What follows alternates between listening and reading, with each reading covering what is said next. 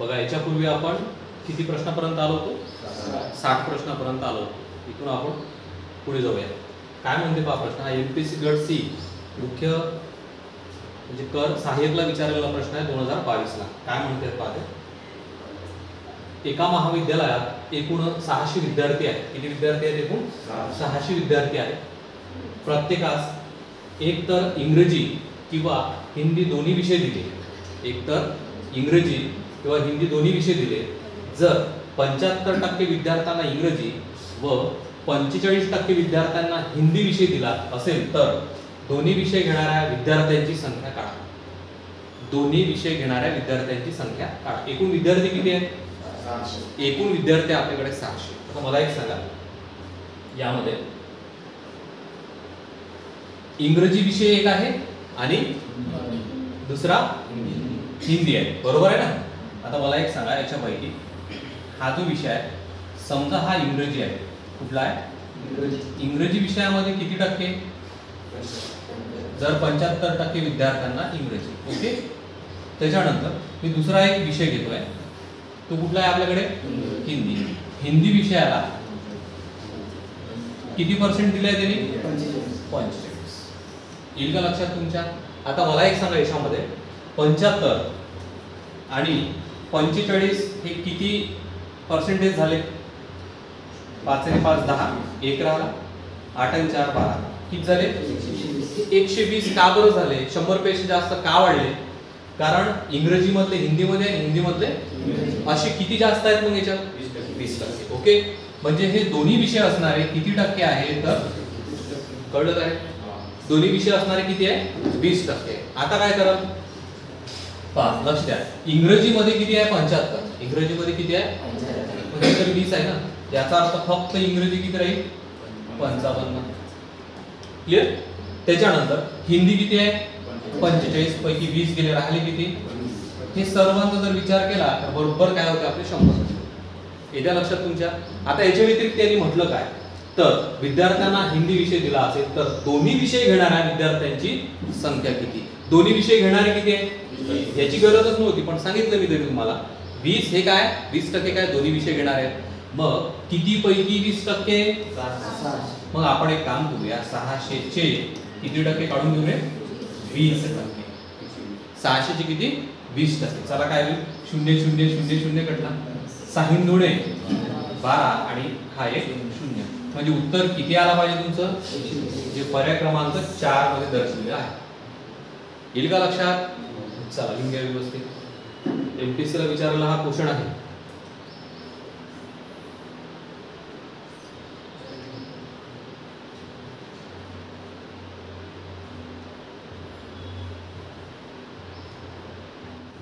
जायचं पुढे. दिलाय सर्वांनी? चला सेकंड काय म्हणते पहा. 30% विद्यार्थी सकाळ वृत्तपत्र वाचतात आणि 40% विद्यार्थी लोकमत वृत्तपत्र वाचतात. जर 15% विद्यार्थी दोन्ही वृत्तपत्र वाचत असतील तर किती टक्के विद्यार्थी कुठलेच वृत्तपत्र वाचत नाही? आपल्याला काढायचं काय? कुठलेच वृत्तपत्र वाचत नाही हे काढायचं. हे लक्षात? आता मला एक सांगा, सुरुवातीला 30% विद्यार्थी कुठलं वृत्तपत्र वाचते? सकाळ वृत्तपत्र वाचतात. वाचतात म्हटलंय, ठीक आहे. त्याच्यानंतर 40% विद्यार्थी लोकमत वृत्तपत्र वाचतात. येत आहे का लक्षात तुमच्या? आता मला एक सांगा, यांची मी बेरीज करतोय, त्याचं कारण काय? मला एक सांगा, सकाळ वाचणारा लोकमत वाचू शकते, लोकमत वाचणारा हे लक्षात. आता काय हे किती झाले रे? किती झाले? 70. 70 हे वाचणारेच आहे ना, वाचतात. येईल का लक्षात? आपण 5 नापासचे गणित घेत होतो, आठवते का? 5 5 तसेच वाचतात वाचतात. येत्या लक्षात? आता पुढे काय? 15% विद्यार्थी दोन्ही वृत्तपत्र वाचतात. वाचणारेच मिळालं आपल्याला. मग 15% विद्यार्थी आपण काय करू? मायनस. कारण इथे काय केलं होतं आपण? प्लस. येईल लक्षात? मग मायनस किती? 15 मायनस करा, वाचतात वाले. किती राहील आपल्याकडे? 55% वाचतात. अरे येत आहे का लक्षात? आता काय? तर यांनी काय म्हटलं आहे? किती टक्के विद्यार्थी कुठलेच वृत्तपत्र वाचत नाही? सरळ उत्तर मिळालं. कसं? 45. कारण 55 जर वाचत असेल तर 45 न वाचणार आहे. म्हणून काय म्हणू आपण? म्हणून 100% वजा 55 बरोबर किती रे? 45% न वाचणारे आहेत, जे पर्याय क्रमांक 3 वर आहे. येईल लक्षात? लिहून घ्या. IMPSC गट ब मुख्य 2025 लास्ट टाइमचा क्वेश्चन आहे.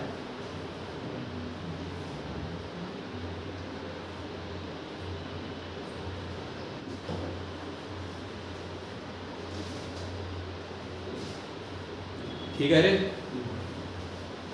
जायचं रे पुढे.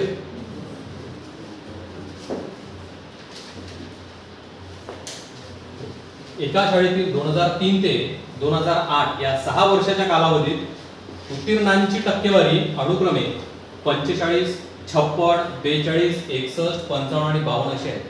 हे उत्तीर्ण होणाऱ्यांची काय टक्केवारी पर्सेंटेज मध्ये आहे सर्व. ओके आहे. 2003 ते 2008 कालावधी तोच आहे. 2003 ते 2008 दोन्हीकडे सारखाच आहे. या काळात परीक्षेला बसणाऱ्या विद्यार्थ्यांचे प्रमाण काय दिलंय? 2, 3, 4, 5, 2, 3 असे असल्यास 6 वर्षाची उत्तीर्णांची एकत्रित टक्केवारी किती? कशी टक्केवारी म्हटलंय तिने? महत्वाचं काय? उत्तीर्णांची कोणती टक्केवारी पाहिजे तुम्हाला? एकत्रित टक्केवारी पाहिजे. त्या सर्वांची कशी टक्केवारी पाहिजे? एकत्रित टक्केवारी किती असेल? आलं लक्षात? तू मला एक सांगा, समजा मी या 2 चे 45% काढलं तर पॉइंट मध्ये येईल ना रे? येईल की नाही? मग आपण तसं न करता काय करूया? बघ असं करूया आपण, या 2 ला मी घेतोय 200, 100 ने मी गुणलं. क्लिअर? आणि त्याची किती पर्सेंटेज काढू? 45. समजलं का? ठीक आहे. दुसरा किती आहे? 3 चे किती रे? 300. किती पर्सेंट? 56. समजत आहे का? पहिला 45, दुसरा 56. तिसरा काय तिथे? 4 म्हणजे किती घेऊ? 400 ची किती काढू? 42. समजत आहे? हा. पुढे किती आहे रे? 300 आहे. 300 ची किती काढू? हे बघा 61 तिथे दिलाय. 61. ओके. हा. त्यानंतर काय? 200 ची किती काढू सांगा? 200 ची किती काढू? 55 दिला आहे. हे 55 काढतोय. एक राहिला, परत कोणता राहिला? शेवटचा 3 राहिला, म्हणजे किती घेऊ? 300. या 300 ची किती काढू? 52. हे 52 दिली आहे. ओके, समजलं का एवढं? आता काय? 1 2 1 2 45 दुने 90. 1 2 1 2 3 सक 18. मी गुणाकार करतोय कशाचा? 56 आणि 3 चा. 3 सक 18. 1 बाकी. 3 5 15 आणि 1 व्यवस्थित सांगा. ठीक आहे. 0 0 0 0 कटला. 4 दुने 8. 4 चौक 16. 0 0 0 0 कटला. 3 1 3. 3 सक 18. ठीक आहे. 0 0 0 0 कटला. 55 दुने 110. इकडे हा किती सांगा रे? 0 0 0 0. 3 दुने 6. 3 5. हे किती झाले? 156. येते का लक्षात? ओळखू येते ना ते? आता मला एक सांगा, हे पास होणारे तर हे आहे ना, त्यांनी काय म्हणलं? उत्तीर्णांची एकत्रित टक्केवारी किती आहे? एकत्रित टक्केवारी म्हणजे तुम्हाला हे सर्व मोजून घ्यावं लागेल. मोजायचं पहा, लक्ष द्या. मोजायचं कसं? हा किती रे? 6. बरोबर आहे. 6 आणि 0 6. 6 आणि 8 14 आणि 8 22 आणि 3 25 आणि 0 25. 25 शी राहिले किती रे? 2 आणि 5 7. 7 आणि 9 16. 16 आणि 6 22 आणि 6 28 आणि 8 36. 36 आणि 1 37 शी राहिले किती रे?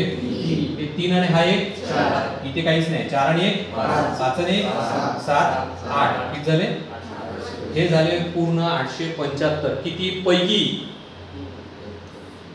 किती पैकी? हे मोजा. 200 300 500. 500 400 900. 900 300 12. 12 आणि 2 14.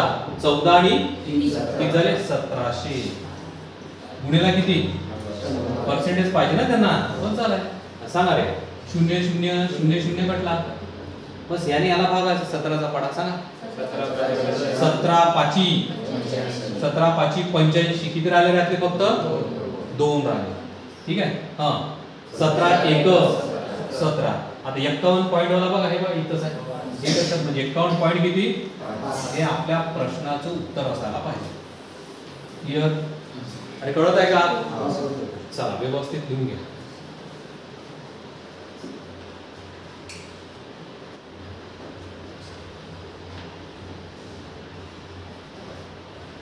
जायचं पुढे. लिहा लवकर लवकर.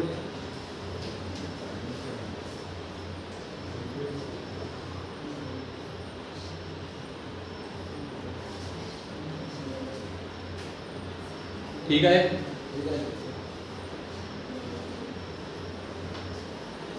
काय म्हणतो? 7-3 असे कर्मचाऱ्यांचे व्यवस्थापकाशी प्रमाण आहे. कोणाचं कोणासोबत? कर्मचाऱ्यांचे व्यवस्थापकाशी प्रमाण. कर्मचारी 7 आहे तर व्यवस्थापक किती आहे? 3 आहे असं प्रमाण आहे. असलेल्या एका कारखान्यातील 70% कर्मचारी व 30% व्यवस्थापक कॅन्टीन मध्ये जेवण घेतात. तर कॅन्टीन मध्ये जेवण घेणाऱ्यांचे एकूण प्रमाण किती टक्के? अतिशय सोपं आहे. आता मला एक सांगा, याचे आपण काढून घेऊ ना पहिले पर्सेंटेज एकत्रित किती.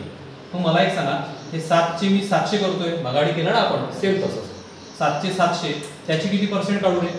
70%. ओके. आणि या 3ची किती घेऊ? 300. 100 ने याला पण गुणलं तर याची किती काढायचे? 30. बघा 1 2 1 2 साती साती सोपं जाण्यासाठी घेतोय. 70 घेतलं तरी चालते तुम्ही. 0 0 0 0 3 त्रिक 9. 9 वर किती शून्य? अरे एकच ना. 9 वर किती शून्य? 1 शून्य. आता मला एक सांगा, हे एकूण किती झाले रे? किती झाले एकूण? 580. किती पैकी? बरं हे काय 580? कॅन्टीन मध्ये जेवण करणार आहे. ते बघा त्यांनीच म्हटलं कॅन्टीन मध्ये जेवण. कॅन्टीन मध्ये जेवण करणार आहे. आता काय करायचं ना, 580 कॅन्टीन मध्ये जेवण करतात. किती पैकी? 1000 पैकी. पुण्याला काय? 100. असा ना 1 2 3 1 2 3 किती पर्सेंट राहिले?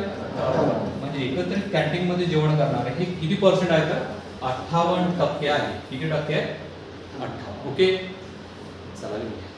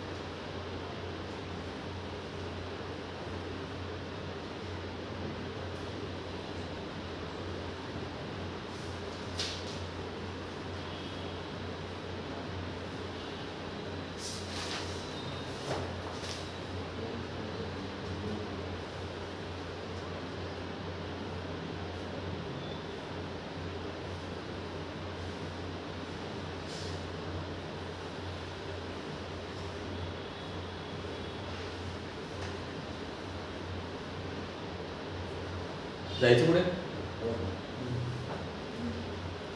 लिहिलं रे.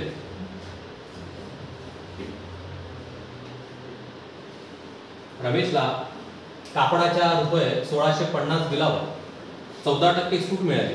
तर ते कापड त्याला केवढ्यात मिळाले? दुकानात गेलो, 14% त्याने सूट सांगितली. रेट पहिले सांगितली होती 1650. तर ते कापड आपल्याला किती मिळणार? कारण त्याने किती टक्के सूट मिळाली आपल्याला?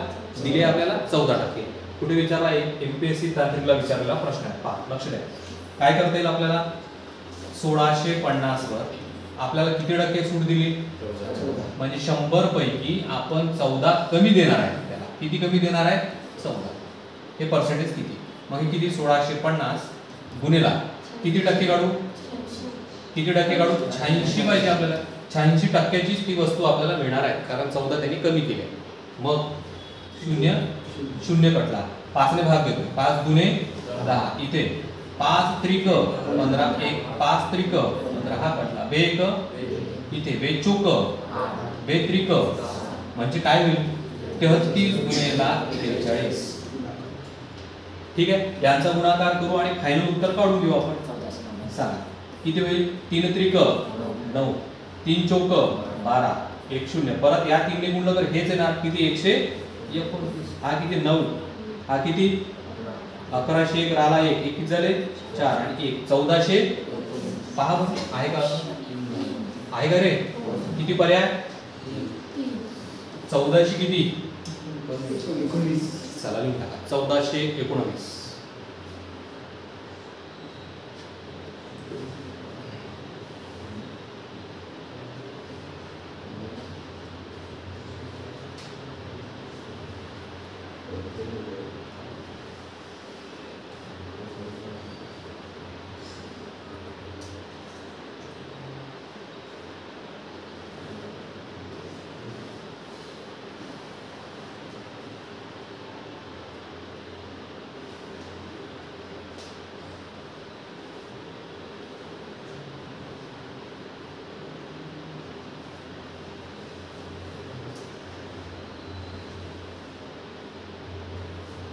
जायचं पुढे?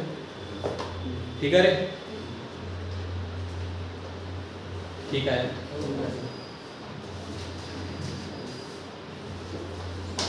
बँकेशी केलेल्या करारानुसार एका व्यवसाय करणाऱ्या स्त्रीला व्याजरहित कर्जाचे परतावे समान रकमांच्या काही हप्त्यात करावायचे आहेत. 18 हप्ते दिल्यानंतर स्वतः 7% रक्कम फेडली आहे असे तिच्या लक्षात आले. करारात ठरलेल्या हप्त्यांची संख्या निवडा. असा प्रश्न एक झालाय आपला. तर तो आणि हा थोडा वेगळा आहे. तिथे काही हप्ते होते, इथे ठरलेले आहे, म्हणजे पूर्ण हप्त्याची आपल्याला संख्या काढायची आहे. मला एक सांगा, त्या स्त्रीने 18 हप्ते दिले. किती हप्ते दिले? 18 हप्ते दिल्यानंतर तिला असं वाटलं की आपण 60% रक्कम भरली आहे. याचा अर्थ काय? याचा अर्थ 18 हप्ते बरोबर 60%. मग तिला पूर्ण हप्ते किती लागते? तर इथे लिहितोय मी 100% बरोबर किती हप्ते झालं म्हणजे तिरप गुणाकार करा, उत्तर मिळते. जसं 18 गुणिला किती 100, छेदामध्ये किती रे 0 0 6 1 6 6 त्रिक 10 गुणिला 3 किती होतात 30%. म्हणजे सॉरी 30. याचा अर्थ एकूण हप्ते किती आहेत 30 हप्ते. किती फेडले होते 18 फेडले. आता अजून फेडायचे भरपूर बाकी राहिले, पण एकूण हप्ते विचारले त्यांनी. किती हप्ते विचारले आपल्याला? म्हणजे अजून ती किती हप्ते भरणार आहे? तर 12 हप्ते अजून तिला भरावं लागेल. हे बघा 18 भरले, एकूण 30 भरायचे आहे, म्हणजे 12 हप्ते अजून भरायचे आहे. ओके, याचा अर्थ आपल्या प्रश्नाचं उत्तर काय? किती हप्ते आहेत? एकूण 30 हप्ते. लिहून घ्या.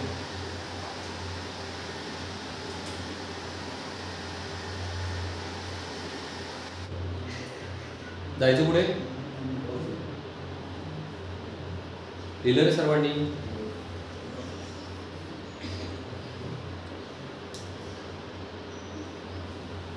आशाला एका परीक्षेत पास होण्यासाठी 40% गुणांची गरज आहे. किती टक्के?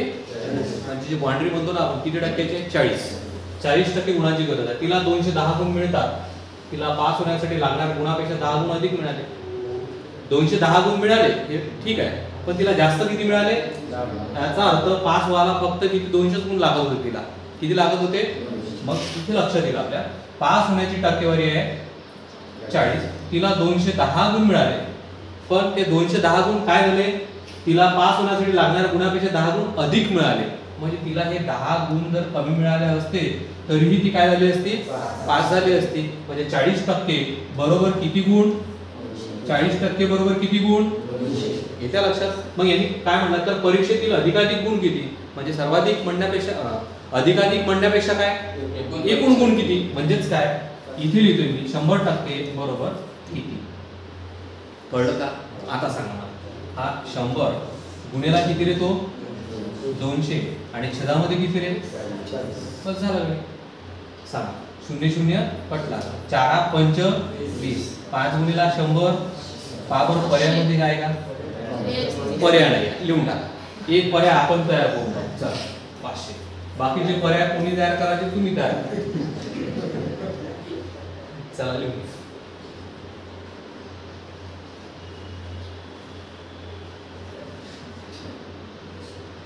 कुठे विचारला क्वेश्चन? हा क्लर्क म्हणजे एपीएससी क्लर्क पूर्व 2017 विचारलेला आहे. ठीक आहे.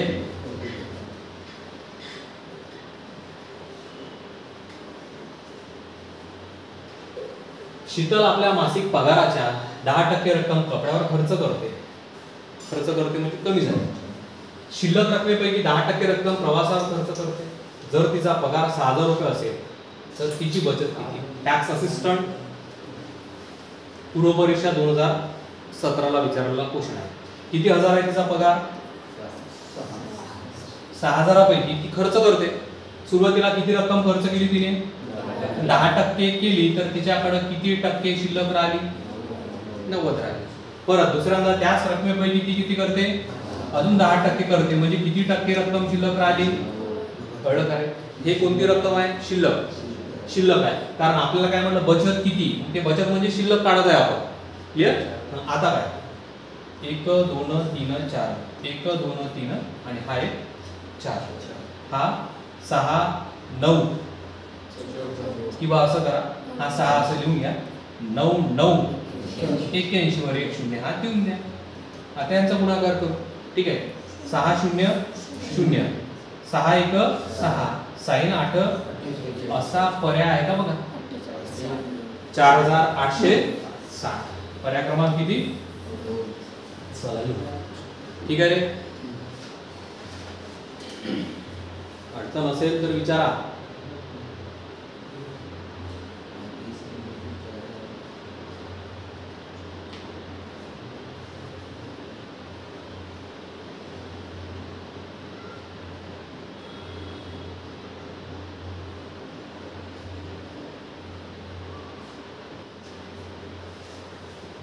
ठीक आहे दिलं रे सर्वांनी?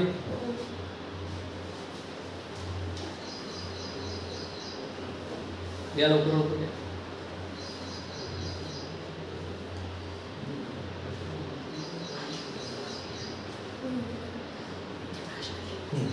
संजयने एक बंगला 7.5 लाख रुपयाला घेतला.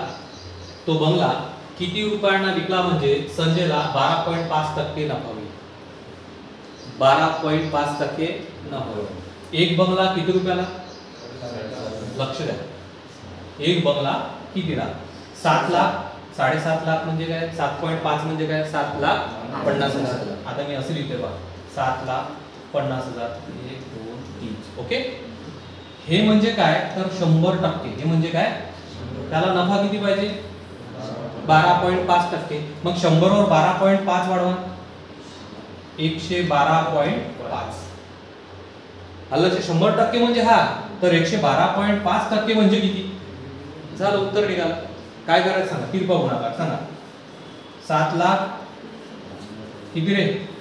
7,50,000 गुणिला किती? 112.5 छेदामध्ये किती रे? 100. आता एक काम करूया आपण. हा पॉइंट काढायचा आहे मला. काय करू? 1 0 वाढवला 1 2 3 1 2 3 कटला. काय काय राहिलं सांगा? ते बघा किती राहिले?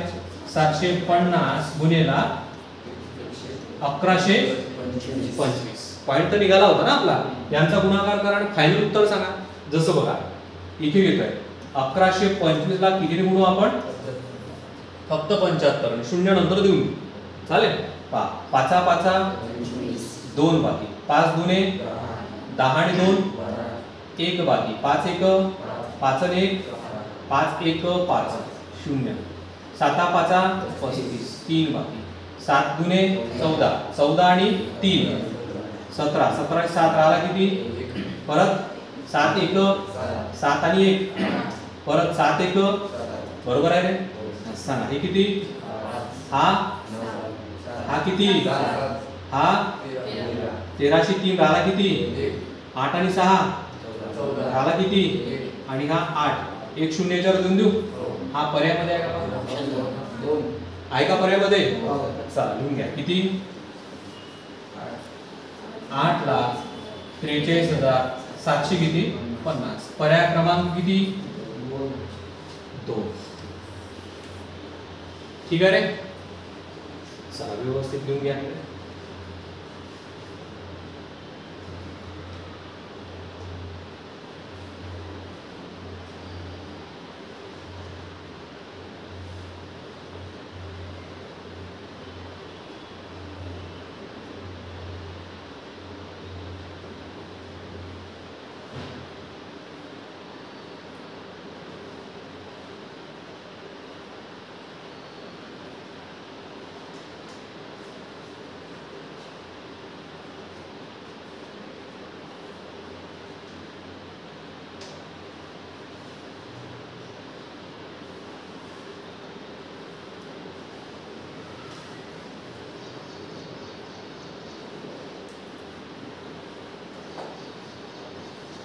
ठीक आहे, जायचं पुढे.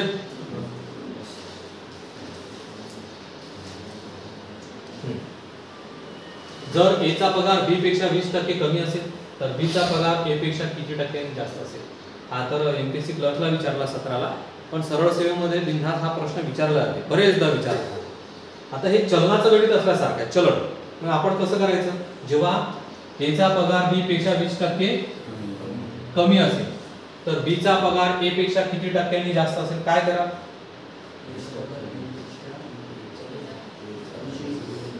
काय करू.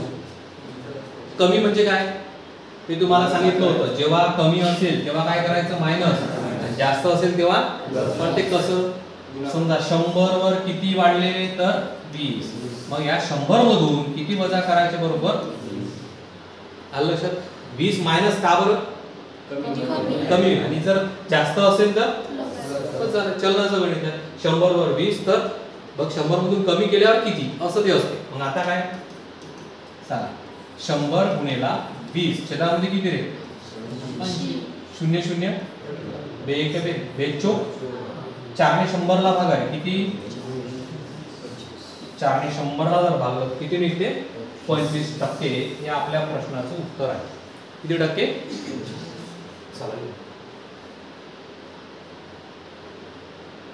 येईल का लक्षात. हे आपले किती प्रश्न झाले एकूण, आज इथे या प्रकरणावर थांबून जाऊ. ठीक आहे.